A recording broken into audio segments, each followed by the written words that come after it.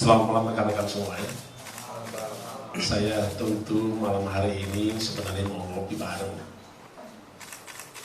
Tahu-tahu di Kopi Timur ini memang adalah tempat bersejarah bagi saya. Karena tahun 1991 saya pernah di Jakarta Timur. Jadi wilayah ini adalah tidak asing bagi saya. Dan malam hari ini berterima kasih kepada rekan-rekan semua yang bisa hadir. Saya sangat kaget, kok kenapa jadi ramai begini. Padahal saya janjinya cuma Pak Teguh sama kawan saya dari Aceh, nggak ada yang lain. Tapi apapun yang terjadi, tentu tidak ada yang secara kebetulan. Bahkan juga kadang terjadi tidak direncanakan. Malam hari ini saya tidak bisa memilih.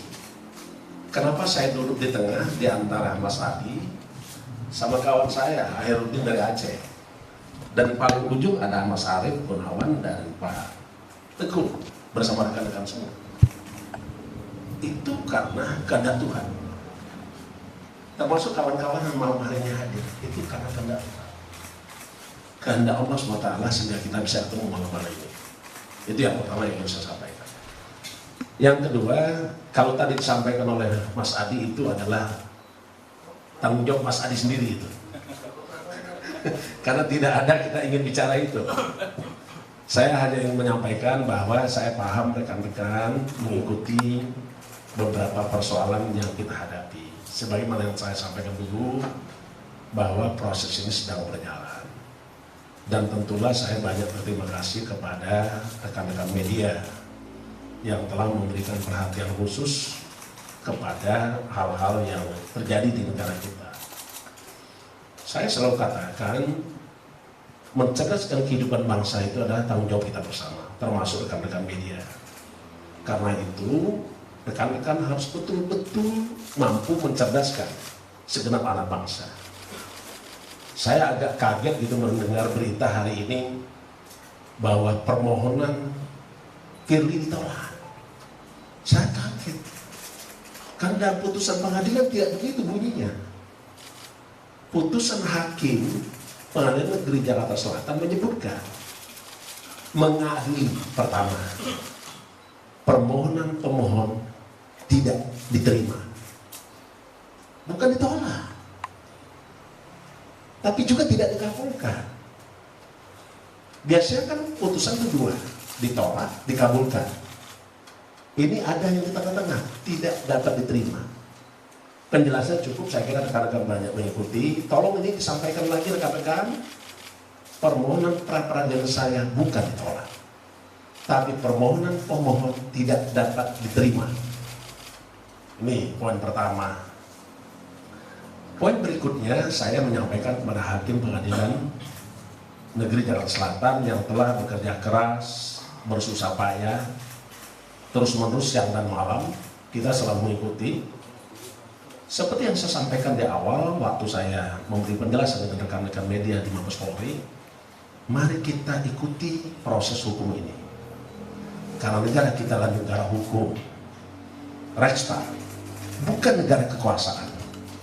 Untuk itu tolong kita kawal bahwa negara yang disepakati oleh para pendiri bangsa kita adalah negara kesatuan manusia berdasarkan hukum, Rechtsstaat, bukan Marstat, bukan para kekuasaan. Itu harus dikawal oleh rekan-rekan semua. Dan tentulah kita akan ikuti proses hukum, due process of law. Kita berharap bahwa tidak ada anak bangsa yang terjerumus di dalam opini menghakimi orang. Karena pada prinsipnya penegakan hukum itu harus ada azas praduga tak bersalah, persamaan hak di muka hukum, dan haruslah juga mewujudkan tujuan penegakan hukum, diantaranya kepastian hukum, keadilan, dan kemanfaatan. Tolong tidak ada yang membangun opini menghakimi seseorang itu bersalah. Kita patuhi azas praduga tak bersalah, presumption of innocence, bukan praduga bersalah, presumption of guilt. Tolong ini dipahami. Selanjutnya saya juga terima kasih kepada ahli yang telah memberikan keterangan berdasarkan keahliannya. Saya kira ahli yang kami hadirkan cukup menjadi syarat-syarat ahli, karena ahli itu adalah seseorang yang bisa memberikan keterangan berdasarkan keahliannya. Saya tampilkan, saya undang, ada Profesor Dr. Romli Atmasasmita. Beliau adalah pembuat, penyusun undang-undang KPK, undang-undang tidak bidang korupsi. Saya kira nggak ada yang ragu dengan Profesor Romli. Yang berikutnya saya juga hadirkan Profesor Yusri. Semua orang paham siapa Profesor Yusri. Yang berikutnya ada juga Profesor Suparji, guru besar Al-Azhar. Ada juga Profesor Dr. Agus Rono. Banyak ahli-ahli yang saya dengar, dan beliau-beliau itu dengan ikhlas. Jadi beliau menawarkan ingin menjadi ahli. Saya terima kasih kepada para profesor guru besar tadi. Walaupun hasilnya hari ini kita semua tahu bahwa permohonan pemohon tidak dapat diterima. Beberapa penjelasan adalah tidak jelas. Saya jadi bertanya, kalau sekelas Profesor Yusri Romli menjelaskan sesuatu tidak jelas, apalagi saya bukan sarjana hukum. Ini perlu kita perdalam, di mana ketidakjelasannya. Ini yang menjadi persoalan kita. Bagaimana kita bisa mencerdaskan kehidupan bangsa itu. Selanjutnya saya juga menyampaikan terima kasih kepada rakyat Indonesia yang telah memberikan dukungan, perhatian kepada upaya-upaya KPK pemberantasan korupsi. Saya tentu besok tanggal 20 Desember 2023 itu genap 4 tahun saya sebagai ketua KPK. Karena saya dilantik pada tanggal 20 Desember 2019. Artinya besok genap ini 4 tahun.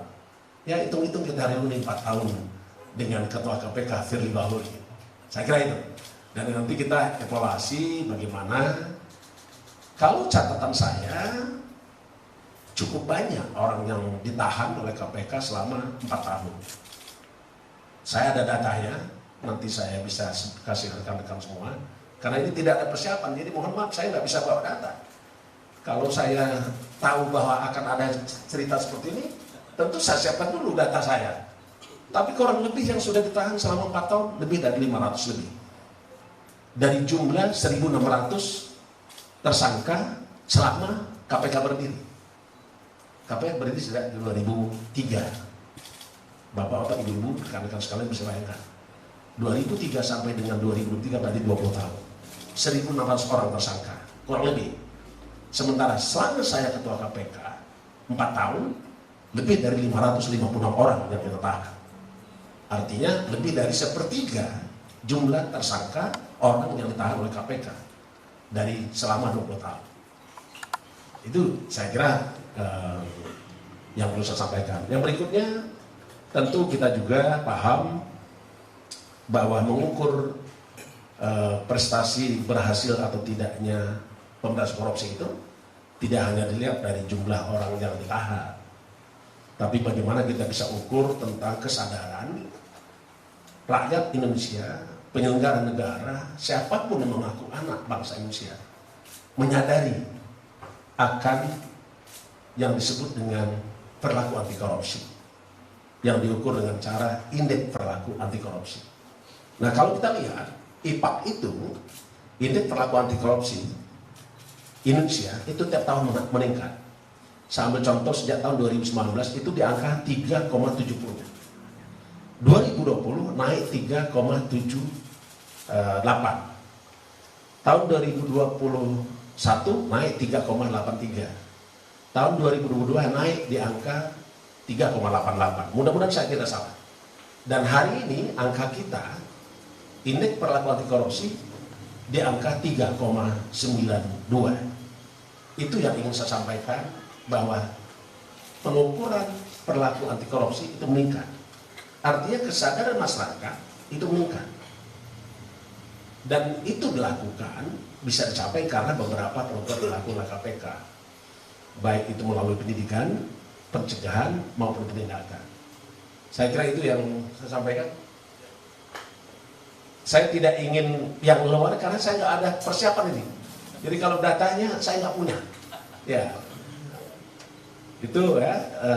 Terakhir dari saya, ada satu yang harus kita pedomani juga adalah bahwa seperti yang sampaikan, saya menyampaikan ucapan terima kasih kepada hakim yang telah memutus suatu persoalan hukum, dan tentu kita hormati itu karena sesungguhnya doktrin hukum kita yang kita kenal adalah ius curia novit, bahwa hakim adalah seseorang yang lebih memahami atas perkara yang ditanganinya. Ada juga dokter lain bahwa